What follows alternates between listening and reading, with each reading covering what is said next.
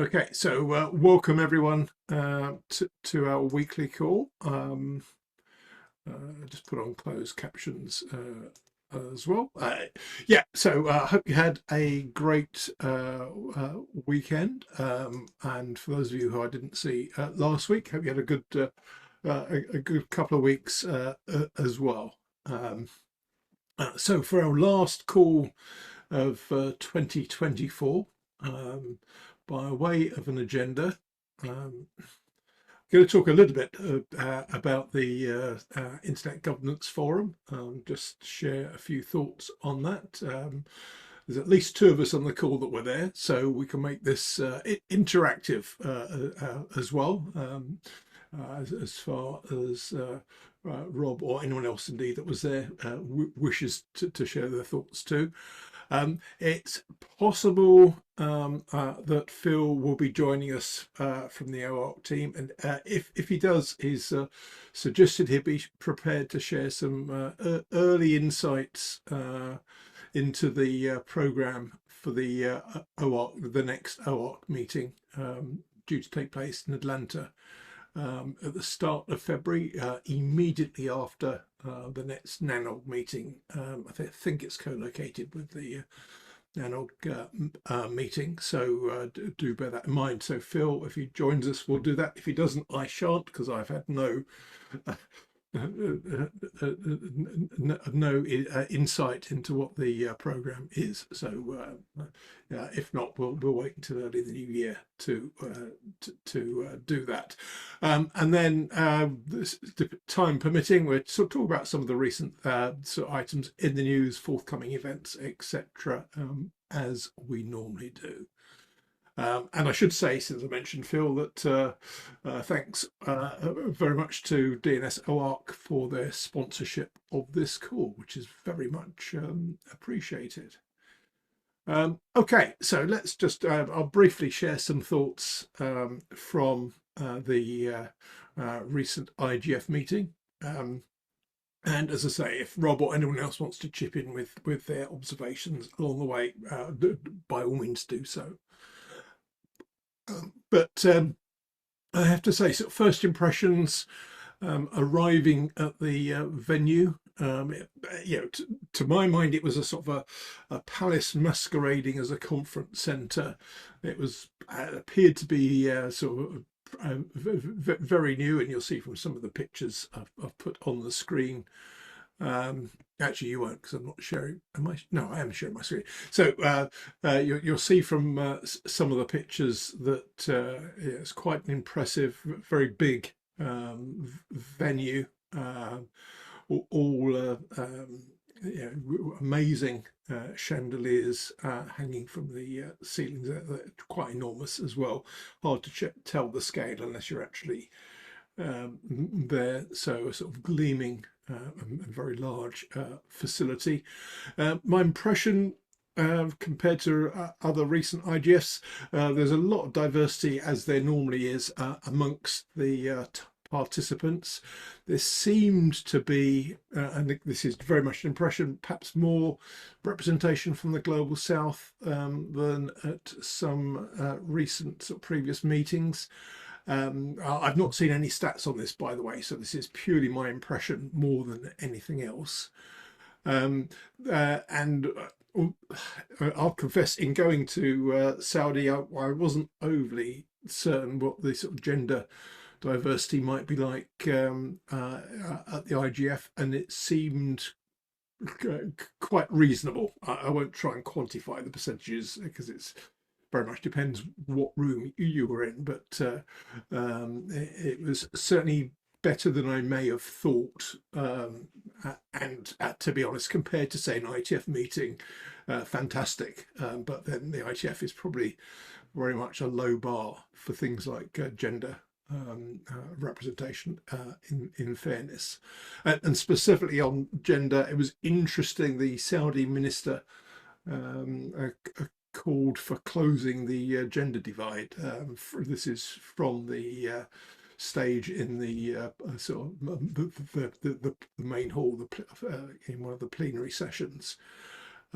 So the regime is certainly signalling that it's in a process of change with an intent to go further. So, as I say, given sort of preconceptions, certainly of mine in going there, that wasn't necessarily something I was expecting to hear.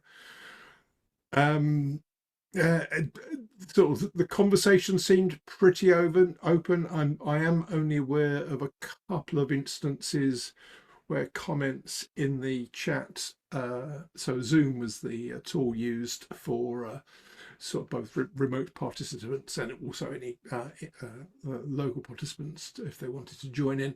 There are a couple of negative comments about the regime that were made, which that seemed to disappear quite quickly from the chat. But beyond that, it seemed pretty open from what I could tell. A comment that was made to me, I think possibly by Rob actually, but it was a fair observation, was AI seemed to be, if not all pervasive, nearly all pervasive in sessions, coming up a lot of the time, even in topics or workshops where it wasn't in the title or even in the session description. Although AI was pretty prevalent at the meeting in Kyoto, it was even more so in Riyadh. Maybe not literally every session, but there weren't many where it didn't come up at some point, which was quite interesting and not really surprising, I guess. It's very much the sort of topic of the moment. Other general observations, civil society was well represented. Again, that's certainly in the sessions that I was in. So that might be I was biasing what I attended, and there were some sort of generally sort of good-humoured and informative discussions, for example, about sort of trade-offs of different human rights and the relative importance of different rights, such as privacy versus child safety, for example. It was interesting in one of the workshop sessions to hear Vince Cerf talk about or observe that it may be necessary to pierce the veil of anonymity. I think that's more or less an exact quote, for the purposes of law enforcement, etc. So it was interesting to hear that made as an observation in one of the discussions. Generally speaking, so again, from the sessions I was in, the conversations on the whole weren't especially technical, and that I think that's broadly true of IGFs anyway. But there were, for example, some references to technology, to open standards, etc. So on day 0, for example, there was a workshop that talked about some of the benefits of open standards and included input from the ITF chair Roman and the IEEE chair Karen McCabe, as well as participants from government and civil society. And to be honest, it was good to see Roman present in person. And it's something which I think started immediately prior to Roman becoming the IHF chair, but he seems to be even more prepared to engage in other fora. So I think that's a good thing. He did assert that the ITF was multi-stakeholder, which I personally think is a bit of a stretch. I think he was basically saying, because you have technical participation from some governments, some civil society groups, etc., which is obviously true. I'm not sure it's necessarily multi-stakeholder in the way that I would understand that to mean, but notwithstanding that, as I say, it was a good thing. I think he was there in person. I think that sent a positive message about the willingness of the tech community to engage.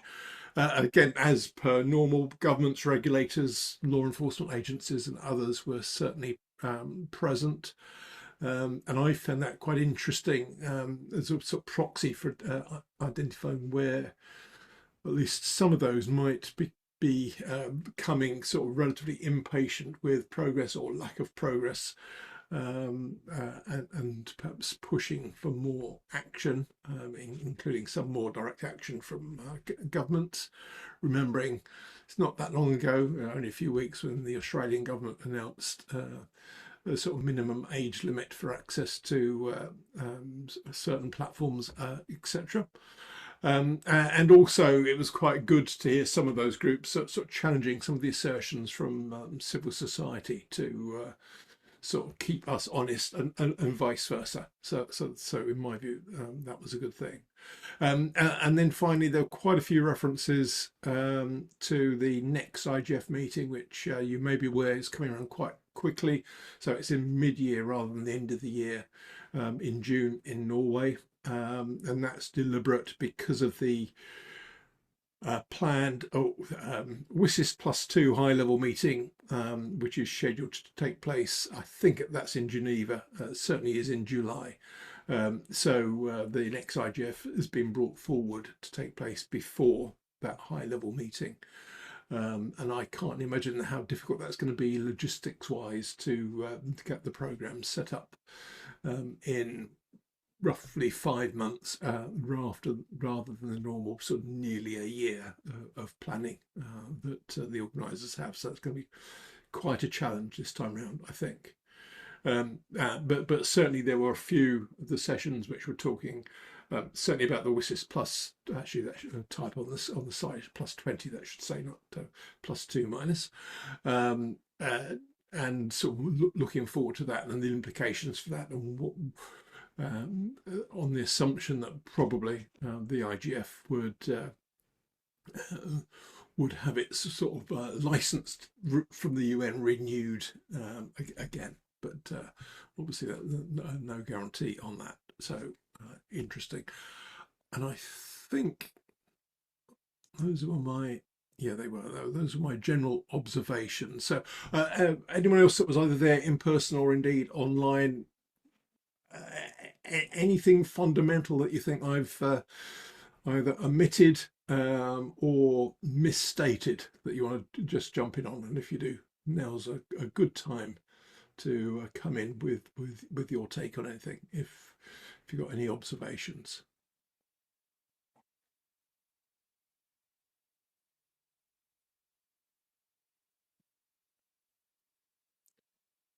I don't see anyone unmuting at the moment, so I'm guessing no one's wildly anxious to do that. Oh, Rob, you just unmuted. Did you want to come in with any thoughts? Uh, sure. I thought that everything you said was absolutely matched my um, perception of what was going on there. So I just didn't want to. I'm not. So I'm not stepping in to correct anything, or I don't think you misstated anything. I just will add a couple of brief points. One of I found a couple of comments from Vince Cerf specifically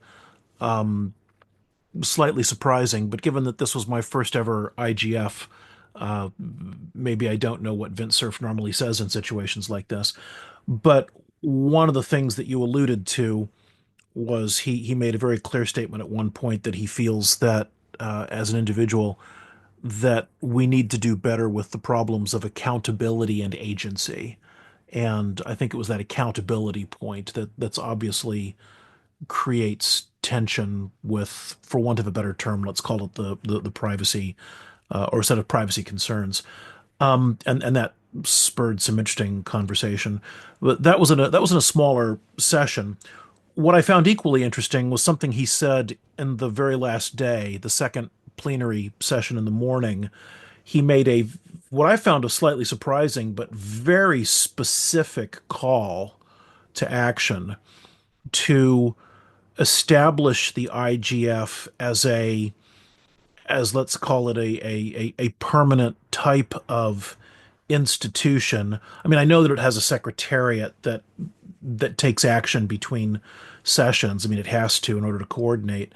But he was saying he was calling for an institution that had more of a permanent basis, and he even named a figure of $3 million a year budget for operations.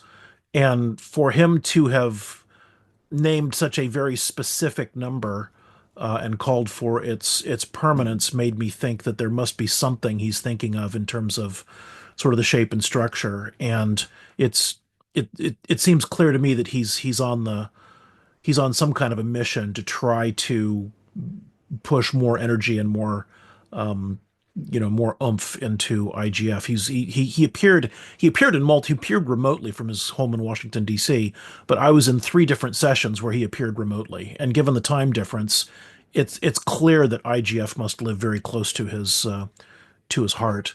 Um, the only other comment I'll make is that we saw the emergence, I think, on the world stage of Curtis Blinkvist, the new chief exec of ICANN.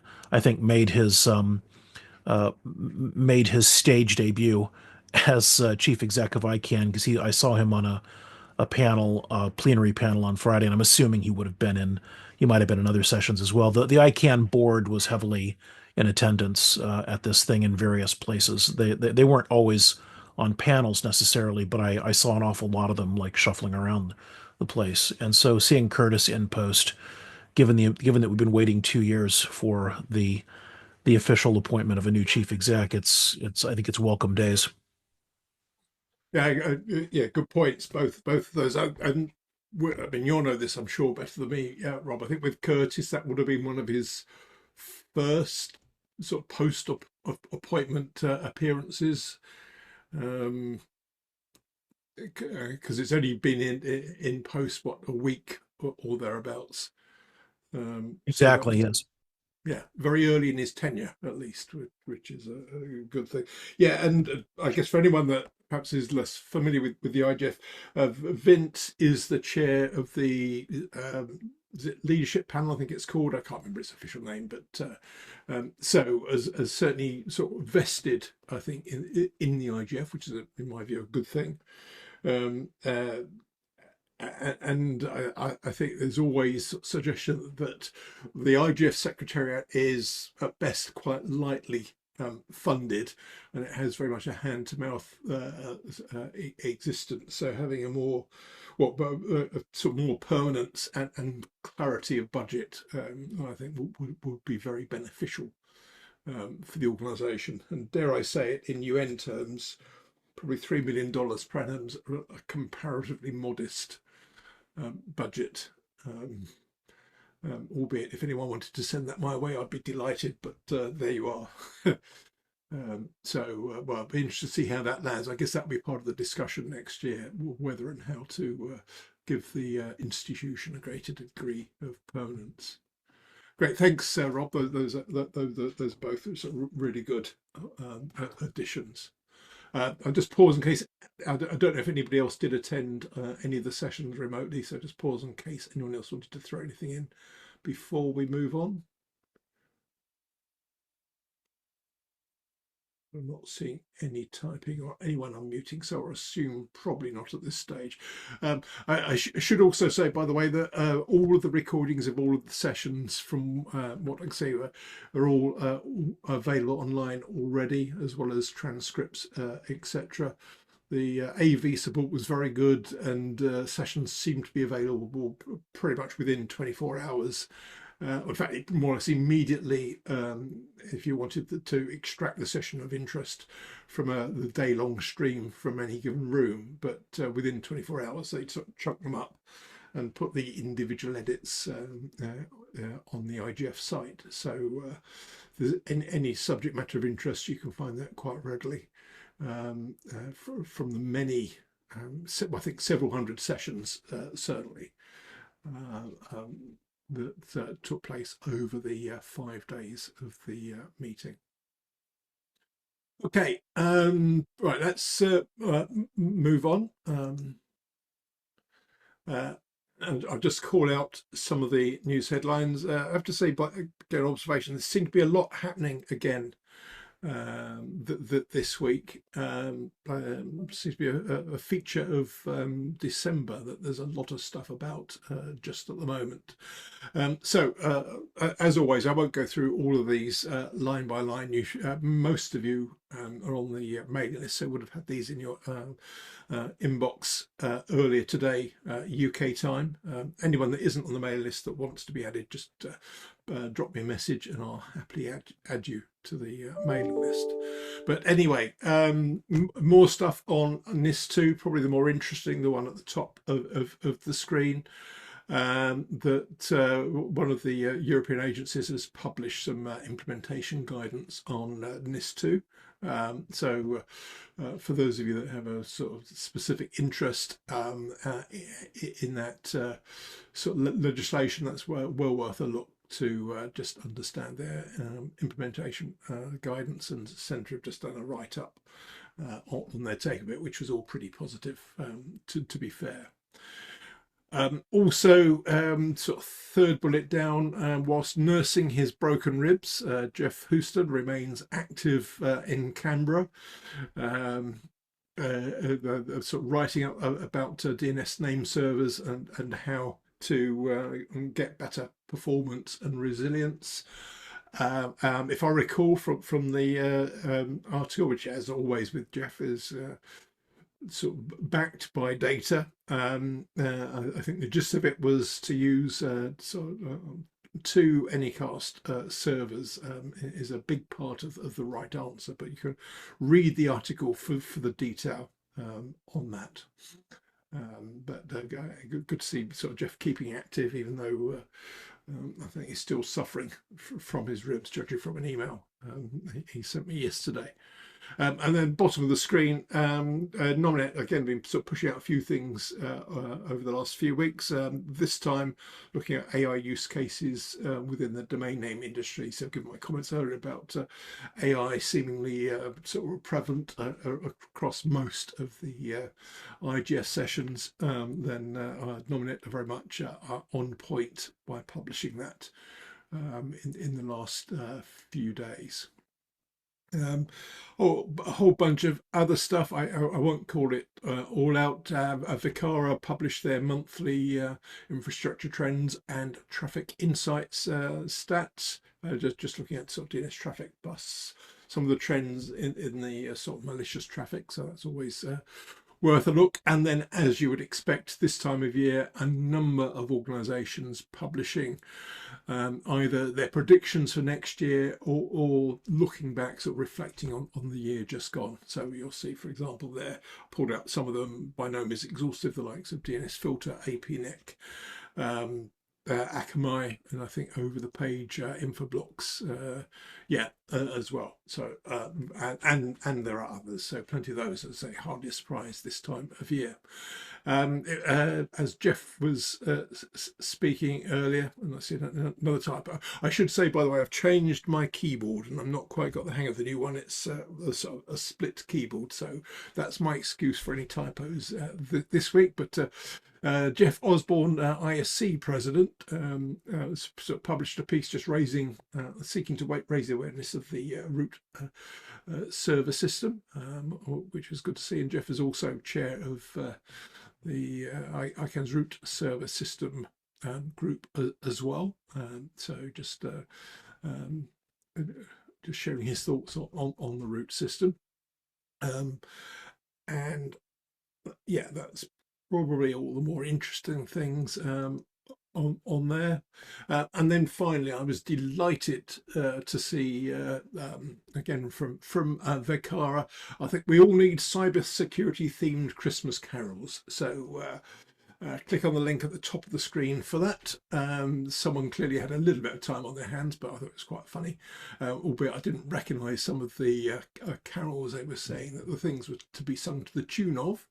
But I'm sure that's my ignorance, and they'll be well recognised by others of you either on the call or listening to the recording.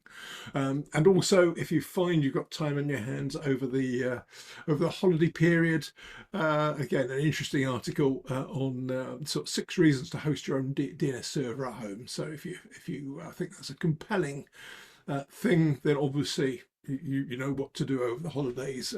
Get your own Raspberry Pi or similar device and run up your own DNS server as a project for the holiday period. I'm sure your family won't mind. And then finally, bottom of the screen there's a couple of pieces I put. The sort of initial messages from the IGF as outputs from the meeting last week. So that's their thoughts there.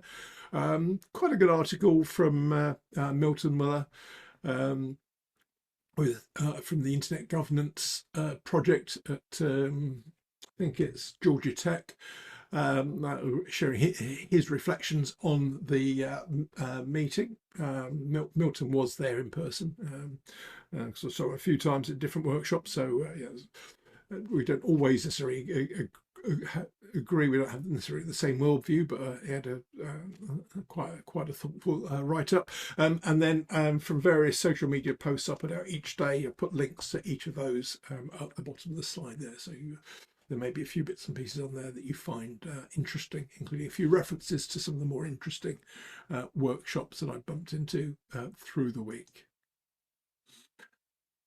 And then there's loads of other things that have happened. I definitely won't go through all of these in detail. I'll just sort of highlight a few, such as I mentioned Australia's age check and social media ban laws coming in for age 16. So one of the deadlines has changed, sort of linked to that.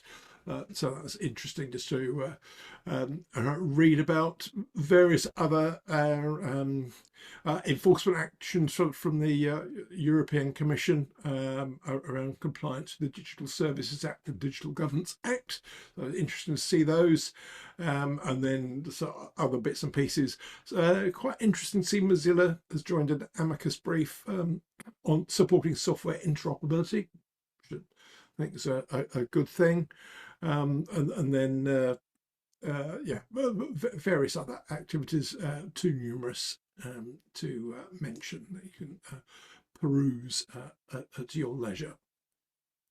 So, as I say, a lot of stuff happening through this week, or through the last week rather. Some reminders of some impending deadlines, conscious that many people will be on holiday pretty much from now. So if you want to put forward any issues for consideration for the Eurodig meeting in May next year, the deadline for submission of issues to help inform the programme is 31st of December. And then immediately into the new year, NANOG, the deadline for their call for presentations is 6th of January. So given many people may well be off until the 6th, if you're planning to put anything in, just a reminder that that's looming. And similarly, also that week, there's an ECHO Digital Policy and Regulation publication thing they're putting together, and they've got a sort of deadline for part one of that on the 10th of January. So if you're off that first week of January, just be mindful that those deadlines are coming up. Then other stuff running through the year. The first sort of event I'm aware of in the new year isn't till third week or so of January, when ICANN are doing a series of ISP training events, and the first of those is on the DNS ecosystem. You'll see, which is 23rd of January, and then they've got several others planned later in the year, I think in February and April so far, with I think a suggestion of more to come. And then, since I mentioned it, we got NANOG and OARC taking place in Atlanta in the first week of February, as you can see. In terms of this call, we don't have a call next week, as I'm sure there'll be virtually no one around, so that would seem a bit silly.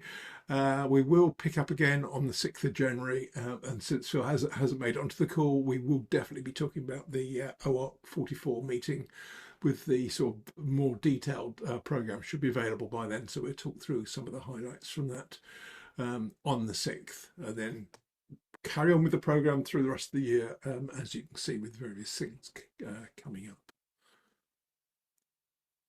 And that's it from me, other than thanks again to DNS as the call sponsors. But let me stop there and see if anyone wants to jump in with anything else. So anything else you want to talk about that's on your mind, or anything you want to go back to that I've just briefly skipped over in the last half hour or so. And as always, either just unmute and talk, or if that's not convenient, pop something into the chat if that's easier. Entirely up to you.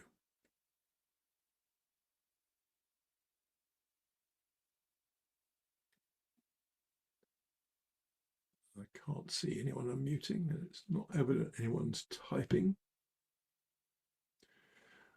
And if that's the case, probably the last thing then, unless anyone jumps in, is to say hope that was useful. And since I'll be off from end of today until the beginning of the new year, as I'm sure many of you will be, I hope you have a fantastic break as and when that starts, and look forward to sort of catching up again in January. So enjoy some well-earned time off, and look forward to speaking to you early in the new year. But see you all then. Thanks, everyone. Thank you, Andrew. Happy Christmas, Andrew. Oh, yes, and happy Christmas as well. I should have said that. How rude. Happy Christmas all.